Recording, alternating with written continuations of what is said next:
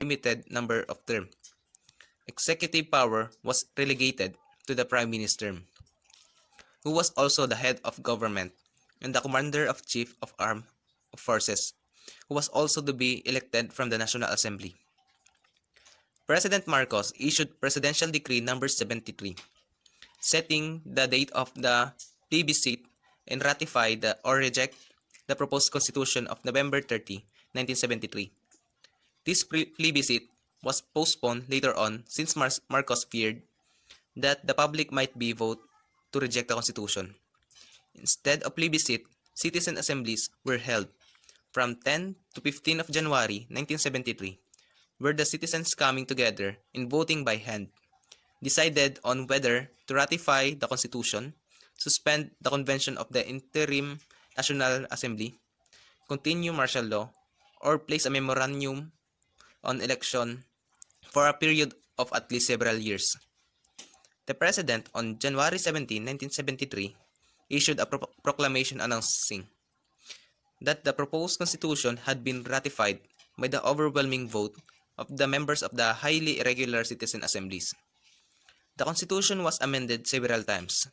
In 1976, citizen assemblies once again decided to allow the continuation of martial law, as well as approve the amendments, the interim of Batasang Pambansa, to substitute for the interim National Assembly, the President to also become the Prime Minister and continue to exercise legislative power until martial law was lifted, and authorize the President to legislate on its own on an emergency basis.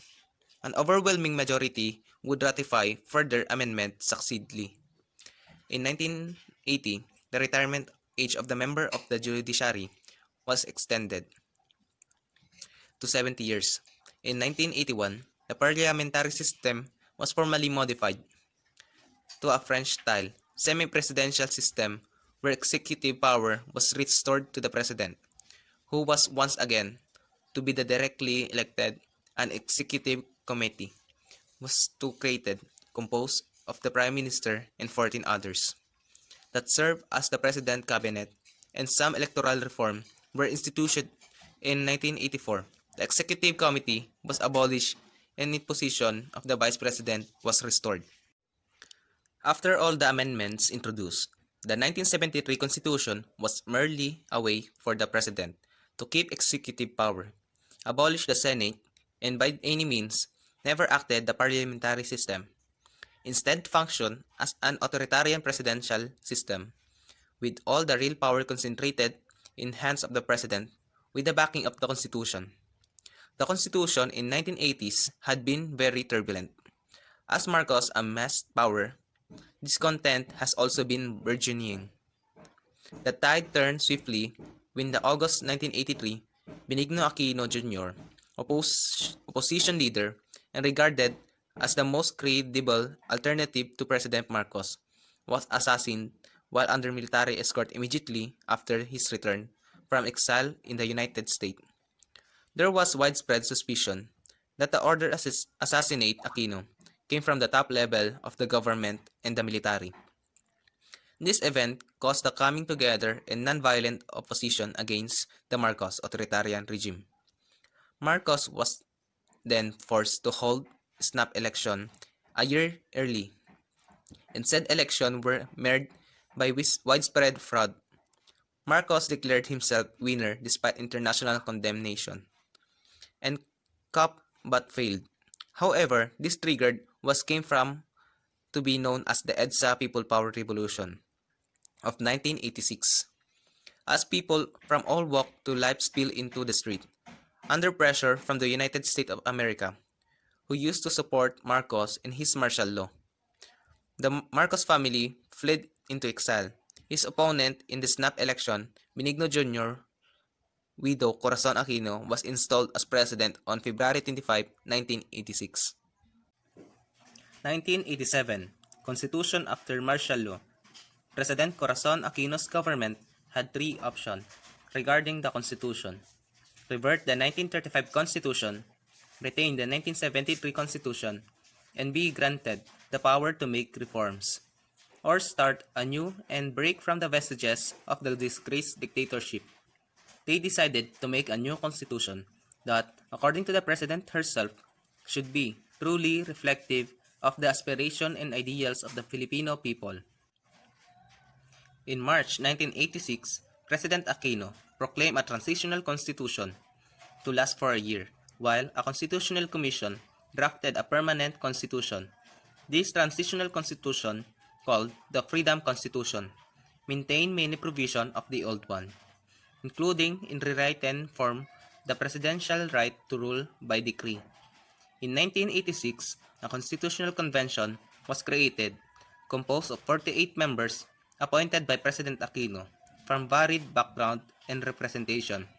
The convention drew up a permanent constitution, largely restoring the setup abolished by Marcos in 1972.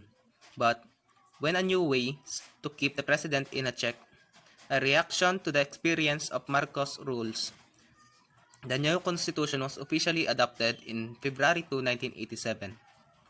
The constitution begins with a preamble and 18 self-contained articles. It established the Philippines as a democratic republican state where sovereignty resides in the people and all government authority emanates from them. It allocates governmental power among the executive, legislative, and judicial branches of the government. The executive branch is headed by the president and his cabinet whom he appoints. The president is the head of the state and the chief executive, but his power is limited by significant checks from the other co-equal branches of the government, especially during times of emergency. This is put in place to safeguard the country from the experience of martial law despotism during the presidency of Marcos. In case of national emergency, the president may still declare martial law, but no longer than a period of 60 days. Congress, to the majority vote, can revoke this decision or extend it for the period that they determine. The Supreme Court may also review the declaration of martial law and decide if there were sufficient justifying facts for the act. The president and the vice president are elected at large by the direct vote, serving a single 6-year term. The legislative power resides in the Congress, divided into two houses, the Senate and the House of the Representatives. The 24 senators are elected at large by popular vote and can serve no more than two consecutive 6-year terms. The House is composed of district representatives, representing a particular geographic area and make up around 80% of the total number of representatives. There are 234 legislative districts in the Philippines that elect their representative to serve 3-year terms. The 1987 Constitution created a party list system to provide spaces for the participation of underrepresented community sectors or group. Party list representative may fill up not more than 20% of the seats in the House. Aside from the executive power of legislation, Congress may also declare war through the two-third vote of both upper and lower houses. The power of legislation, however, it is also subject to an executive check as the president retains the power to veto or stop a bill from becoming a law. Congress may only override this power with a two-third vote on both houses. The Philippine court system is vested with the power of judiciary, and it composed of Supreme Court and the lower courts as created by law. The Supreme Court is a 15-member court appointed by the President without the need to be confirmed by Congress. The appointment of the President makes, however, it limited to the list of nominees provided by the constitutionally specified Judicial and Bar Council. The Supreme Court justices may hear, on appeal, any cases dealing with the constitutionality of any law, treaty, or decree of the government, cases where questions of jurisdiction or judicial error are concerned, or cases where the penalty is sufficiently grave. It may also exercise the original jurisdiction over cases involving government or international officials. The Supreme Court is also in charge of overseeing the functioning and administration of the lower courts and their personnel. The Constitution established three independent constitutional commissions, namely the Civil Service Commission, the central agency in charge of government personnel. The Commission of Election, mandated to enforce the administer or election laws and regulation, and the Commission of Audit, which examine all funds, transaction, and property accounts of the government and its agency. To further promote the ethical and lawful conduct of the government, the Office of the Ombudsman was created to investigate complaints that pertain to public corruption, unlawful behavior of public officials, and other public misconduct. The Ombudsman can charge public officials before the Sandigan Bayan, a special court created for this purpose. Only the House of Representatives can initiate the impeachment of the President, member of Supreme Court, and other constitutionally protected public official such as Ombudsman. The Senate will then try to impeachment case. This is other safeguard to promote moral and ethical conduct of the government. Attempts to amend or change the 1987 Constitution. The 1987 Constitution provided for three methods by which the Constitution can be amended, all requiring ratification by the majority vote in national referendum. This method were Constituent Assembly, Constitutional Convention, and the People Initiatives. Using these modes, there were efforts to amend or change the 1987 Constitution, starting with the presidency of Fidel V. Ramos, who succeeded Corazon Aquino. The first attempt was in 1995, when then Secretary of National Security Council, Jose Almonte, drafted a constitution, but it was exposed to the media and never prospered. The second effort happened in 1997, when a group called PIRMA hoped to gather signatures from voters to change the constitution through a people's initiative. Many were against this, including the then Senator Miriam Defensor Santiago, who brought the issue to the court and won, with the Supreme Court judging that a people initiative cannot push through without enabling law. The succeeding president, Joseph Ejercito Estrada, formed a study commission to investigate the issues surrounding charter change, focusing on the economic and judiciary provision of the Constitution. This effort was also blocked by different entities after President Estrada was replaced by another people power and succeeded by his Vice President Gloria Macapagal Arroyo. Then, House Speaker Jose de Venecia endorsed constitutional change through a constituent assembly, which entailed a two-third vote of the House to propose amendment or revision of the Constitution. This initiative was also not successful, since the term of President Arroyo was mired in controversy and scandal, including the possibility of Arroyo extending her terms as president, which the Constitution does not allow. The administration of succeeding President Benigno Aquino III had no marked interest in charter change, except those emanating from different members of Congress, including the Speaker of the House, Feliciano Belmonte Jr., who attempted to introduce amendments to Constitution that concern economic provision that aimed toward liberalization.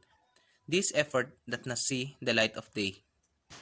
Agrarian reform is essentially the rectification of the whole system of agriculture, an important aspect of the Philippine economy because nearly half of the population is employed in the agricultural sector, and most citizens live in rural areas.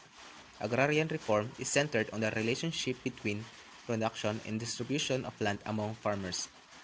It is also focused on the political and economic class character of the relations of the production and distribution in farming and related enterprising on how these connect to wider class structure. Through genuine and comprehensive agrarian reform, the Philippines would be able to gain more from its agricultural potential and uplift the Filipino in agricultural sector, who have been for the longest time suffering in poverty and discontent. In our attempt to understand the development of agrarian reform in the Philippines, we turn our attention in our country history, especially our colonial past. We have find the root of agrarian whose the country has experienced up in every day. Hi, I'm Carlo Ilani Aison, first year college, BS Criminology. Land ownership in the Philippines under the Americans.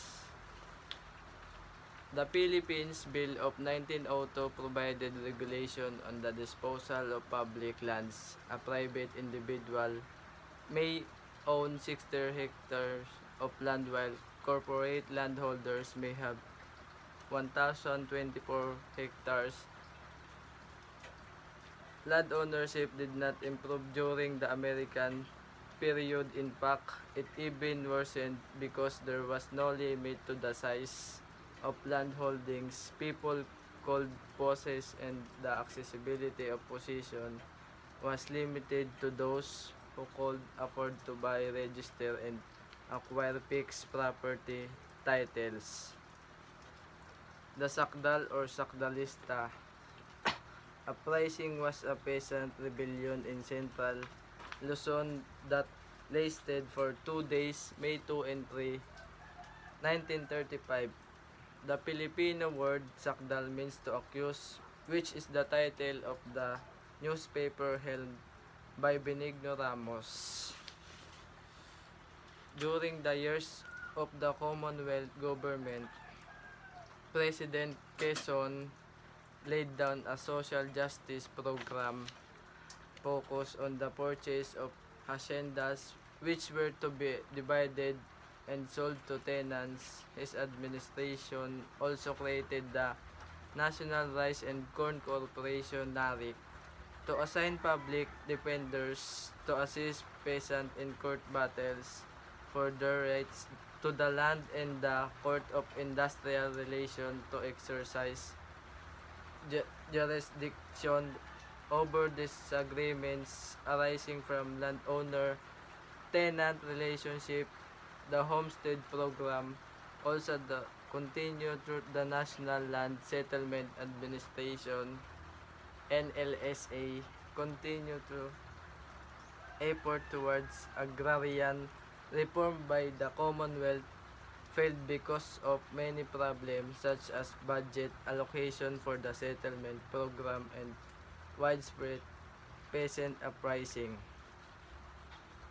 Post-war intervention toward agrarian reform.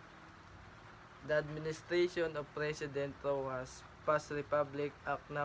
34 to establish a 70-30 sharing arrangement between tenant and landlord respectively, which reduced the interest of landowners' loans to tenants at 6% or less. Under the term of President Elpidio Quirino, the Land Settlements Development Corporation (LASEDECO) was established to accelerate and expand the resettlement for peasants. This agency later on became to create a truly viable social and economical structure in agriculture conducive to greater productivity and higher farm incomes, to apply all labor laws equally and without discrimination to both industrial and agricultural wage earners, to provide a more vigorous and systematic land resettlement program and public land distribution, and to make the small farmers more independent, self-reliant, and responsible citizens and source of genuine strength in our democratic society. Agrarian reform efforts under Marcos. President Marcos declared martial law in 1972, enabling him to essentially wipe out the landlord-dominated Congress. Presidential Decree No. 27, or the Code of Agrarian Reform of the Philippines, became the core of agrarian reform during Marcos' regime. Primary source: Presidential Decree No. 2721, October 1972. This should apply to tenant farmers of private agricultural lands primarily devoted to rice and corn under a system of sharecrop or lease tenants, whether classified as landed estate or not. The total cost of the land including interest at the rate of 6% per annum should be paid by the tenant in 15 years of 15 equal annual amortizations. The Department of Agrarian Reform, its secretary is hereby empowered to promulgate rules and regulation for the implementation of this decree.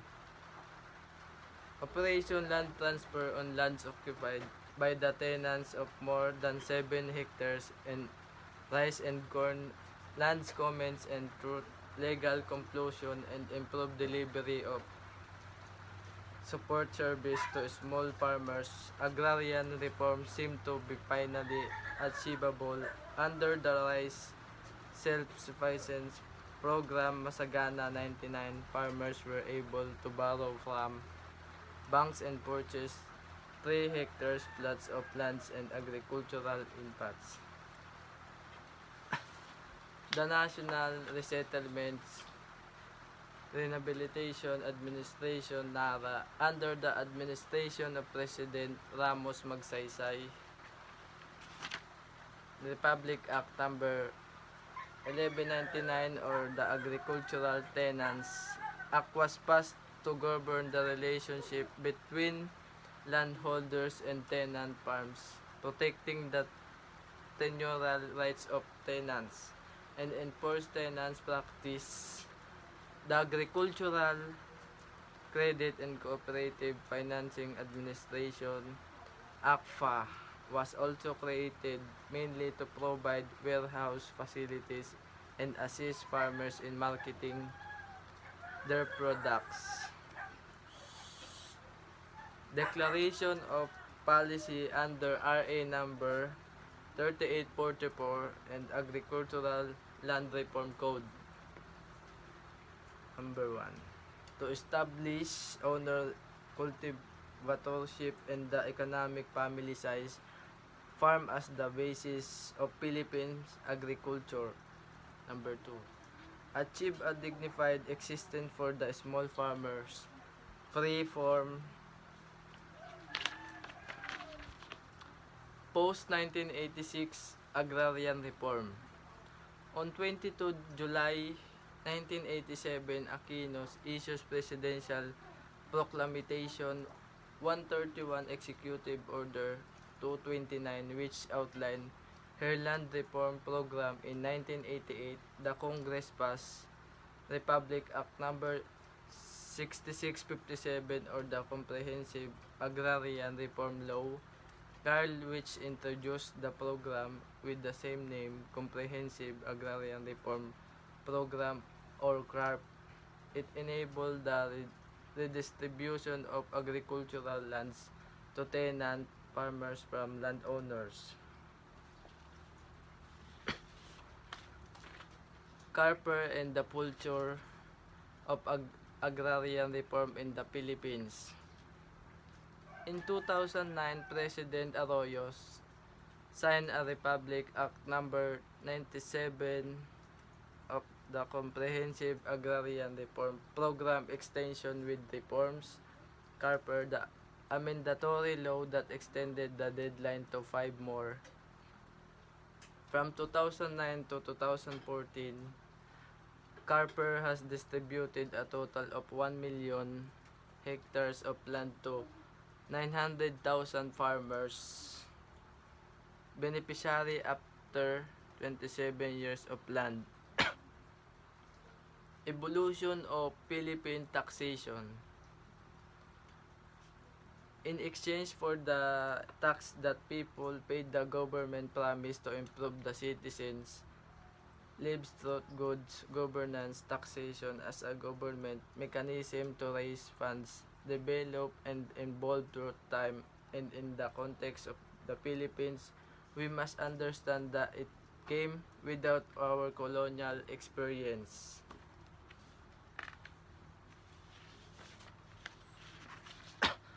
The Filipinos who were once satisfied with agricultural production for subsistence had increased production to meet the demands of payments and a more intensive agricultural system had to be introduced later on.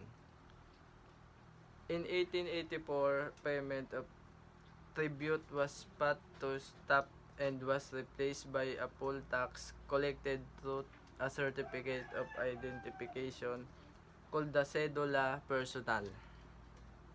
Payment of cedula is progressive and according to income categories. The Chinese in the Philippines were also made to pay the discriminatory cedula, which was bigger than what the Filipinos paid. Forced labor was a character of Spanish colonial taxation in the Philippines and was required from the Filipinos. Males were required to provide labor for 40 days a year. They may out by paying the falas of 3 pesos per annum. The palas will be called prestation personal service by the second half of the 19th century. Taxation in Philippines during the Spanish colonial period was characterized by the heavy burden placed on the Filipinos and the corruptions of the principals or the former datos and local elites who were co-opted by the Spaniard to judge, subjugate, and control the natives on their behalf.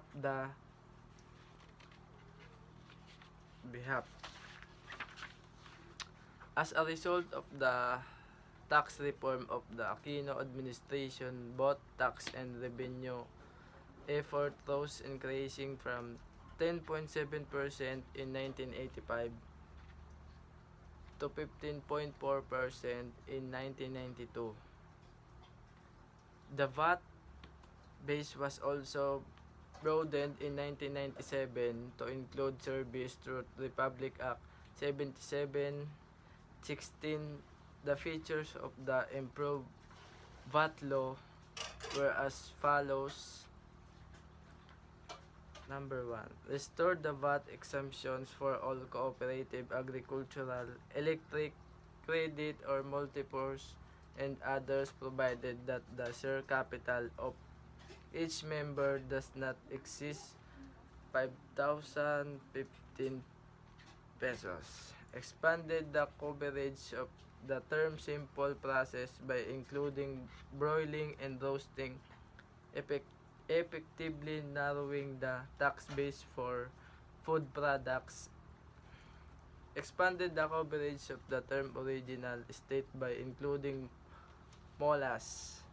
Exempted from the VAT are the following: importation of meat, sale of importation of coal and natural gas whatever from or state, educational service rendered by private educational institution during accredited by the Commission on Higher Education (CHED), house and lot and other residential dwelling value at 51 million and below subject to adjustment using the Consumer Price Index (CPI). This list of residential units with monthly rental per unit of not more than 58,000 subject to adjustment using CPI. Primary source: Mariano Herbosa, Rights to Resell About Tax. Here there are many kinds of tax. What they call irrigated rice land, even if it has no water, must pay a tax of 50 kabans of palay, and has rice and land with 6 kabans of seed, pay 5 pesos in cash.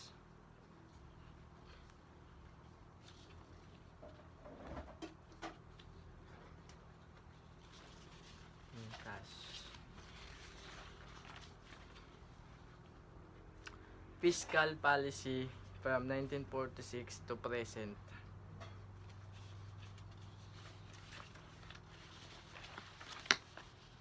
The economic situation was so problematic that by 1949 the military and education sectors.